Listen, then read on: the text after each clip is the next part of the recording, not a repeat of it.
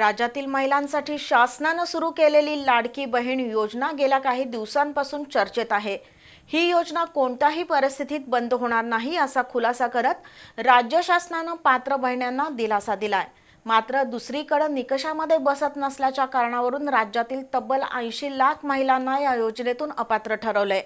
त्यामुळे 80 लाख महिलांचे महिन्याचे 1500 रुपये बंद झालेत।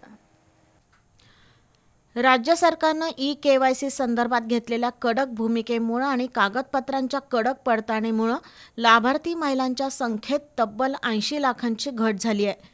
या योजनेचा लाभ घेणाऱ्या महिलांची संख्या सुरुवातीला 2,46,00,000 इतकी होती, ती आता थेट 1,66,00,000 आली आहे। अपात्र ठरलेल्या आणि ई-केवायसी प्रक्रिया पूर्ण केली नसलेल्या तब्बल 80 लाख महिलांची नावं लाभार्थी यादीतून थेट वगळण्यात आली आहेत। त्यामुळे ऐन महागाईच्या काळात हजारो कुटुंबाला मिळणारा हक्काचा आर्थिक आधार हिरावला गेलाय। योजनेतील पारदर्शकता वाढवण्यासाठी आणि बोगस लाभार्थ्यांना चाळणी लावण्यासाठी सरकारनं ई-केवायसी मोहीम हाती घेतली होती, ज्याची अंतिम मुदत 30 एप्रिल रोजी संपली। या मुदतीनंतर अनेक महिलांनी आणि अंगणवाडी सेविकांनी मुदतवाढीसाठी सरकारकडे विनंत्या केल्या होत्या, मात्र सरकारनं कोणतीही मुदतवाढ देण्यास स्पष्ट नकार दिलाय।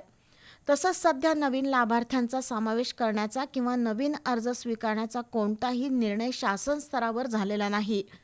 दुसरीकडे ही योजना गुंडाळली जाणार असल्याचा विरोधकांचा आरोप उपमुख्यमंत्री एकनाथ शिंदे यांनी फेटाळून लावला आहे।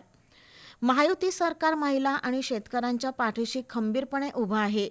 ही योजना निवडणुकीपुरती नव्हती, तर ती कायमस्वरूपी सुरू राहील आणि यासाठी निधीची कमतरता भासू दिली जाणार नाही, असं उपमुख्यमंत्री एकनाथ शिंदे यांनी स्पष्ट केलंय।